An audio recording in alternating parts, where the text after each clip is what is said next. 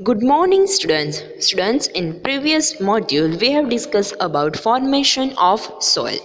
Today we discuss about composition of soil and types of soil. Let's start with composition of soil. आपने different type की soil देखी होगी. ये जो soil का फॉर्मेशन है वो किसके बेसिस पे होता है? Nature of parent rock. कौन से पेरेंट रॉक का वेदरिंग हुआ है उसके नेचर पे डिपेंड है. एंड क्या होता है? Types of vegetation grown in it, और कौन से टाइप का वेजिटेशन वहाँ पे ग्रो होता है. The nature of any soil depend on the rock from which it has been formed. वो सोइल का फॉर्मेशन कौन से पेरेंट रॉक में से हुआ है उसके ऊपर डिपेंड होता है. And type of vegetation that grown in it, और कौन से टाइप का वेजिटेशन वहाँ पे ग्रो होगा. ठीक है, तो ये डिपेंड करता है. Next, composition of soil. Soil का कंपोजिशन मीन्स आपने कभी देखा है कि सोइल का अगर वर्टिकल सेक्शन देखोगे तो उसमें डिफरेंट टाइप के पार्टिकल्स, रॉक पार्टिकल्स प्रेजेंट होते हैं एंड ह्यूमस प्रेजेंट होता है, क्योंकि वो हमने आगे देखा था सोइल किससे बनी होती है? रॉक पार्टिकल्स एंड ह्यूमस से. तो लेट्स स्टार्ट विथ एक्टिविटी. वहाँ से आपको पता चलेगा कि सोइल के कॉन्स्टिट्यूएंट्स कौन से होते हैं, उसमें कौन से कॉन्स्टिट्यूएंट्स प्रेजेंट होते हैं. To identify the various constituents in the soil. Things needed. उसके लिए हमें क्या चाहिए? उसके लिए आपको एक बीकर लेना है, सिंपल सोइल सैंपल लेना है, glass rod and water. Method: Take a handful of soil from the school garden or any other place and break the clumps with hands to powder it. आपको school garden में से या कहीं से भी soil collect करनी है और उसमें जो लम्स है, गड्ढे हम जिसको बोलते हैं, उसको क्या करना है? हाथ से पाउडर फॉर्म में कन्वर्ट कर देना है. Now take a beaker and fill 3/4 of the water. अब एक बीकर लेना है, उसमें 3/4 पानी डालना है और फिर आपको जो सोइल का पाउडर बनाया है वो उसके अंदर डालना है, उसको स्टीर करना है, हिलाना है और ग्लास रॉड से हिलाना है और उसको कुछ घंटे के लिए अनडिस्ट्रीब्यूटेड रख देना है. ठीक है स्टूडेंट, चलो अभी आपको क्या करना है? ऑब्जर्वेशन करना है, क्योंकि हमने वहाँ पे उसको 5 to 6 आवर्स के लिए या फ्यू आवर्स के लिए रख दिया. अभी ऑब्जर्वेशन करोगे तो सोइल में आपको डिफरेंट लेयर्स दिखेंगे. सोइल के बीकर में सोइल के डिफरेंट लेयर्स दिखेंगे. उसका मीनिंग क्या है कि सोइल में डिफरेंट कॉन्स्टिट्यूएंट्स प्रेजेंट हैं. After few hours, you observe that soil separate into different layer on the basis of this particle size. वो layers किसके basis पे बने? Particle की size, क्योंकि soil में different particles होते हैं, उसकी size different होती है. At the bottom of the beaker, the layer of gravel is seen. आप नीचे से ऊपर देखोगे तो बीकर के जो बॉटम एरिया पे है वो किसका फॉर्मेशन वहाँ पे हुआ? ग्रेवल्स का. This layer has a heavier and large size particle. ये सबसे लास्ट में क्यों हुआ? Because soil में जो ग्रेवल्स है वो सबसे हेवियर है, इसलिए वो बॉटम एरिया पे सेडिमेंट हुए और उसकी जो साइज होती है 2-5 mm इन डायमीटर. उसकी साइज ऑलमोस्ट 2 to 5 mm उसकी डायमीटर होता है. Above the layer of gravel, the layer of sand is seen. Gravel के ऊपर की साइड आपको सैंड का लेयर दिखेगा और उसका डायमीटर कितना होता है? 0.05 to 2 mm इन डायमीटर. ये ग्रेवल के ऊपर क्यों फॉर्मेशन हुआ? बिकॉज उसका जो साइज है वो ग्रेवल की साइज में थोड़ा छोटा है, इसलिए उसकी डेंसिटी क्या है? ग्रेवल की साइज में कम है, इसीलिए वो ग्रेवल की ऊपर की साइड फॉर्मेशन होगा. ठीक है, तो ग्रेवल के ऊपर सैंड का फॉर्मेशन होता है. Above the layer of sand, fine grain of soil called clay is seen और उसका डायमीटर है 0.02 mm. सैंड के ऊपर के साइड छोटे जो सोइल, सबसे सोइल के छोटे जो पार्टिकल्स हैं जिसको बोला जाएगा क्ले, उसका फॉर्मेशन होता है और उसका डायमीटर 0.002 mm उसकी डायमीटर होता है. The water above clay is not completely clear as it contains very fine particles of clay. और clay के ऊपर water का layer बनेगा, but वो जो water है वो clear नहीं होगा because उसमें जो floating impurities हैं, suspended particles है और clay के particles उसमें mix हुए होंगे. देखो अभी clay and sand के बीच में एक particle बना है, that is स्लिट. देखो आपको यहाँ पे फिगर में दिखाया है. तो ये कौन सा लेयर बना है? Humus in the form of some dead rotting leaves और animals remain is found floating on water. देखो सबसे पहले जो वाटर का जो लेयर है वहाँ पे डेड रॉटन लीव्स हैं, एनिमल रिमेन्स हैं या फ्लोटिंग इम्प्योरिटीज है, उसका फॉर्मेशन हुआ होगा.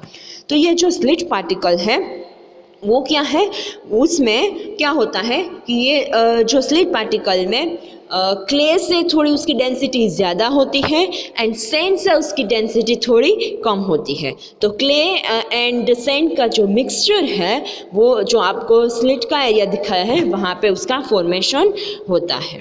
ठीक है. The soil contain gravels, sand particles, slit, clay and humus. तो कंक्लूजन क्या यहाँ से हमें मिला? सोइल में gravels, sand particle, slit and clay and humus present होता है. The difference in the relative proportion of various constituents leads to the formation of different kind of soil. देखो तो ये जो आपको पार्टिकल्स दिखाया है लाइक स्लेट, क्ले, ग्रेवल्स, तो उसके जो कॉन्स्टिट्यूट्स है उसका प्रपोजन्स है वो डिफरेंट होता है. उसकी वजह से डिफरेंट टाइप की सोइल का फॉर्मेशन होता है. किसी में सैंड ज़्यादा होती है, किसी में क्ले ज़्यादा होती है.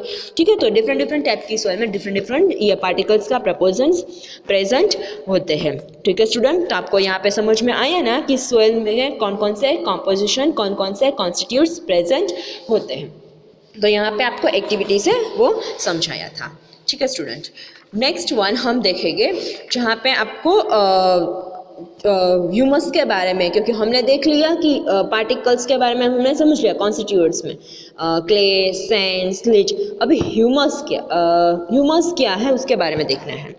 When plant and animal die, their bodies are decomposed by microorganisms like bacteria and fungi present in soil to form organic matter that is called humus.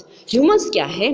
जब plant and animal die हो जाते हैं तो उसकी dead body soil में जो micro organisms present है उसको डिकम्पोज कर देती है like bacteria and fungi and organic matter में कन्वर्ट कर देता है. उसको बोला जाएगा humus.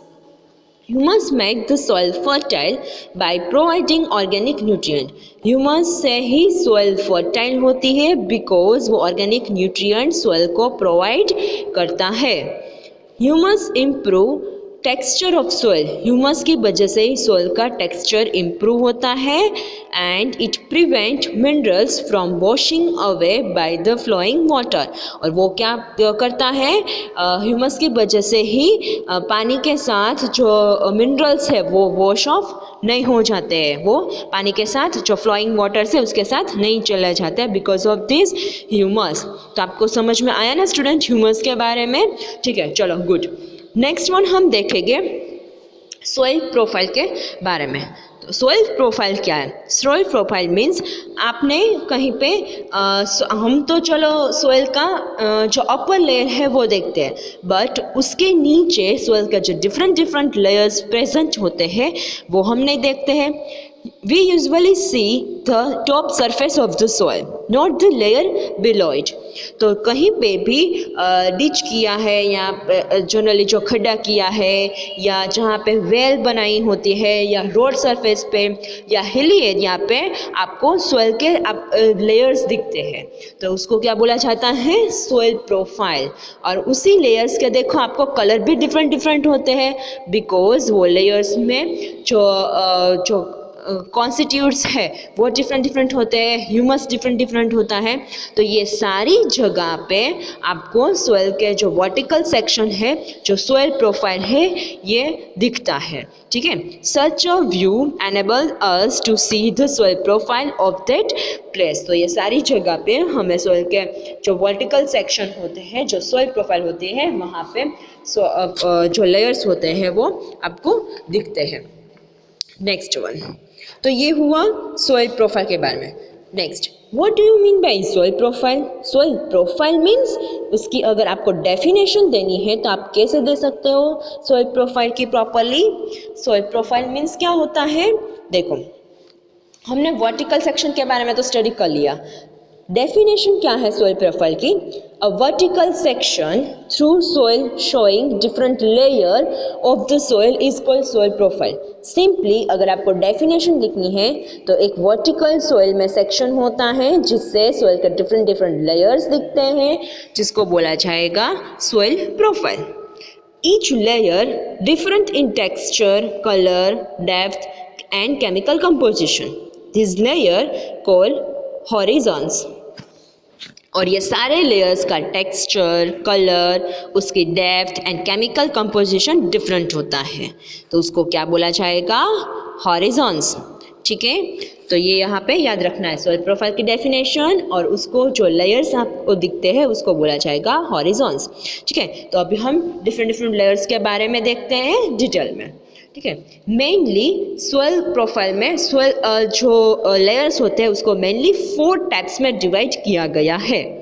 That is topsoil, A horizons, subsoil, B horizon, substratum, C horizon, bedrock, D horizon. तो ये दोनों नाम आपको याद रखने हैं, topsoil A horizon, subsoil B horizon, substratum C horizon and bedrock D horizon. ठीक है, तो अभी ये सब हम डिटेल में 1 बाय 1 देखते हैं। तो सबसे पहले देखते हैं टॉप सॉइल ए हॉरिजॉन के बारे में। चलो, the upper most layer of the soil is called top soil. Soil का जो अपर मोस्ट लेयर होता है उसको बोला जाता है topsoil. This is also called A horizon, उसको ए हॉरिजॉन भी बोला जाएगा। It is the most useful part of the soil, ये सॉइल का मोस्ट यूजफुल पार्ट है। It is generally dark in colour as it is rich in humus and minerals. ये generally dark colour का होता है, और ये डार्क कलर क्यों है? बिकॉज वहाँ पे ज़्यादा से ज़्यादा ह्यूमस एंड मिनरल्स प्रेजेंट होते हैं। Next, humus make the soil fertile, और ये ह्यूमस की वजह से ही जो टॉप सॉइल होती है वो फर्टाइल रहती है। And provides nutrient to the growing plant, और यही ह्यूमस जो ग्रोइंग प्लांट है उसको न्यूट्रिएंट्स प्रोवाइड करेगा। ठीक है, क्योंकि वहाँ पे organic matters and minerals present होते हैं टॉप सॉइल में। Top soil is generally soft, porous and can retain more water. Top soil generally soft होती है, पोरस होती है, और वो वाटर को होल्ड करके रखता है, रिटेन करके रखता है, क्योंकि वो वाटर को होल्ड करके रखेगा, रिटेन करके रखेगा तो ही प्लांट को मिल पाएगा। ठीक है, इसलिए वो सॉफ्ट, पोरस एंड वाटर को रिटेन करता है। देखो, आपको यहाँ पे दिखाया सॉइल पार्टिकल्स के बीच में वाटर दिखाया, तो वो इट मीन्स कि वो वाटर को रिटेन करके रखेगा। Next, topsoil provides shelter for many living organisms such as the worm, rodent, moths, beetles, snake, ants and etc. Topsoil में डिफरेंट छोटे छोटे मैनी ऑर्गेनिजम्स प्रेजेंट होते हैं, लाइक rodent है, worms है, snake है, ant है and etcetera. The root of small plant are restricted to the top soil, और जो छोटे छोटे स्मॉल प्लांट होते हैं उसके रूट्स कहाँ तक पहुँचते हैं? टॉप सॉइल तक। बट अगर आपके माइंड में क्वेश्चन होगा कि ट्रीज के रूट होते हैं वो कहाँ तक पहुँचते हैं, तो ट्री के जो रूट होते हैं वो सब सॉइल तक पहुँचते हैं। ठीक है स्टूडेंट, आपको समझ में आया ना टॉप सॉइल और ए हॉरिजॉन्स। नेक्स्ट देखेंगे सब सॉइल और B horizons. The layer of the soil which is present just below the topsoil is called subsoil और B horizons। Exact top soil के नीचे का जो लेयर होता है उसको बोला जाएगा सबसोइल या B horizons. B horizons is lighter in color than topsoil as it has very little amount of humus और organic matter। बी हॉरिजॉन्स है वो कलर में थोड़ा लाइट होता है कंपैरिजन टू टॉप सॉइल। वो क्यों लाइट होता है? बिकॉज वहाँ पे लिटिल अमाउंट में humus and organic matter present होता है। This layer is harder and more compact than topsoil. ये जो लेयर होता है वो ज़्यादा हार्ड होता है comparison to topsoil and more compact होता है। The root of tree generally reach up to this level, और ट्री के रूट होते हैं वो जनरली बी हॉरिजॉन तक जाते हैं। सब soil is rich in mineral, सब सॉइल में ज़्यादा मिनरल्स प्रेजेंट होते हैं। ठीक है स्टूडेंट, तो आपके समझ में आया ना सब सॉइल और बी हॉरिजॉन्स के बारे में। चलो ठीक है, नेक्स्ट वन हम देखेंगे थर्ड यानी कि सी हॉरिजॉन्स सब सैटर्न के बारे में। चलो सी हॉरिजॉन्स, सी हॉरिजॉन में क्या होता है student? C horizons means exact B horizon के नीचे की साइड प्रेजेंट होता है, और वहाँ पे कुछ आपको सोइल के पार्टिकल्स होते हैं, जो रॉक पार्टिकल्स है वो छोटे छोटे रॉक पार्टिकल्स वहाँ पे आपको दिखेंगे। देखो, the layer of soil which is present just below the sub soil is called substratum और सी horizons. It is made up of small lumps of broken rocks formed by partial weathering of bedrock। और यहाँ पे जो bedrock means D horizons बोला जाएगा या bedrock का जो partial weathering हुआ है, ठीक है, तो पार्शियल वेदरिंग इट मीन्स कि रॉक्स का प्रॉपरली ब्रेकडाउन नहीं हुआ है, ठीक है, तो उसके बेड रॉक के एग्जैक्ट ऊपर की साइड पार्शियल वेदरिंग वाले जो रॉक्स है वो प्रेजेंट होते हैं, वो रॉक्स के स्मॉल लम्स वहाँ पे प्रेजेंट होते हैं। बिकॉज बेड रॉक का पार्शियल वेदरिंग हुआ है, इसीलिए उसका जो छोटे छोटे ब्रोकन रॉक पार्टिकल है वो आपको सी हॉरिजॉन्स में सब सैटर्न में दिखेंगे, ठीक है, तो उससे ही सी हॉरिजॉन्स का फॉर्मेशन होता है। This layer lack humus and infertile, और ये जो लेयर है उसमें ह्यूमस बहुत कम होते हैं और वो इनफर्टाइल भी होता है, इसलिए वहाँ पे प्लांट हम ग्रो नहीं कर सकते हैं। इट मीन्स कि वहाँ तक प्लांट के रूट नहीं पहुँचते हैं। अगर वहाँ तक पहुँचेगा तो उसको कुछ न्यूट्रिएंट ये कुछ नहीं मिलेगा। Substratum is characterised by a crack and crevices. Substratum है वहाँ पे छोटे छोटे क्रैक्स प्रेजेंट होते हैं एंड क्रेविसेस मीन्स लंप के फॉर्मेशन में रॉक्स प्रेजेंट होते हैं, क्योंकि वहाँ पे पार्शियल रॉक्स का वेदरिंग हुआ है, बेड रॉक का, पेरेंट रॉक का पार्शियल वेदरिंग हुआ है, इसलिए आपको वहाँ पे क्रैक्स ये सब कुछ दिखेगा। ठीक है student, next one parent rock या डी हॉरिजॉन्स या बेड रॉक, ठीक है, तो अभी लास्ट हम सॉइल के लेयर के बारे में स्टडी करेंगे, दैट इज बेड रॉक या उसको पेरेंट रॉक भी बोला जाएगा। बेड रॉक और D horizons is present just below the substratum, it is also called parent rock. Because उसको पेरेंट रॉक क्यों बोला जाएगा? क्योंकि यही पेरेंट रॉक से ही सोइल का फॉर्मेशन होता है, सोइल्स के लेयर बनते हैं बाय वेदरिंग प्रोसेस, ठीक है। It is solid, non-porous and hard layer of weathered rock which produce soil। ये solid होते हैं, नॉन पोरस भी ऑब्वियसली नॉन पोरस हो गया क्योंकि कॉम्पैक्ट होता है, हार्ड होता है, and hard layer of weather rock which produce soil, और यही लेयर में से सॉइल के फॉर्मेशंस होते हैं, सॉइल बनती है और सॉइल के लेयर्स का फॉर्मेशन होता है। This layer can not be seen easily dug up even with spade, और इस लेयर को आप इजीली स्पेड मीन्स कुहाड़ी से डिगिंग नहीं कर सकते हो, आप उसको खुद नहीं सकते हो, ठीक है, क्योंकि बहुत वो हार्ड होता है, क्योंकि उसमें रॉक पार्टिकल्स ही बड़े बड़े रॉक पत्थर ही प्रेजेंट होते हैं। Generally water can not penetrate the bed rock, generally water वहाँ तक पेनिट्रेट नहीं होता है, वहाँ से अभी आगे नहीं जाएगा। पेनिट्रेट मीन्स पास होना। Water accumulate over the bedrock and forms a water table, water वहाँ पे बेडरॉक के ऊपर एक्यूमुलेट जनरली होता है और वहाँ पे क्या बनाता है? वाटर टेबल बनता है। देखो आपको यहाँ पे दिखाया है, वो बेडरॉक के ऊपर वाटर एक्यूमुलेट हो जाता है और वाटर टेबल का फॉर्मेशन होता है। ठीक है स्टूडेंट, आपको समझ में आया ना? देखो आपको यहाँ पे फिगर में दिखाया है, और वो टोटली जो वाटर टेबल है वो पूरा टोटली किसके ऊपर डिपेंड है? वो जनरली रेनफॉल, बारिश के पानी के ऊपर डिपेंडेंट होता है, कितना बारिश हुए उसके ऊपर डिपेंडेंट होता है कि कितना वाटर टेबल का फॉर्मेशन हुआ होता है। ठीक है स्टूडेंट, तो वाटर टेबल क्या है? देखो, the level of water table depend upon rainfall.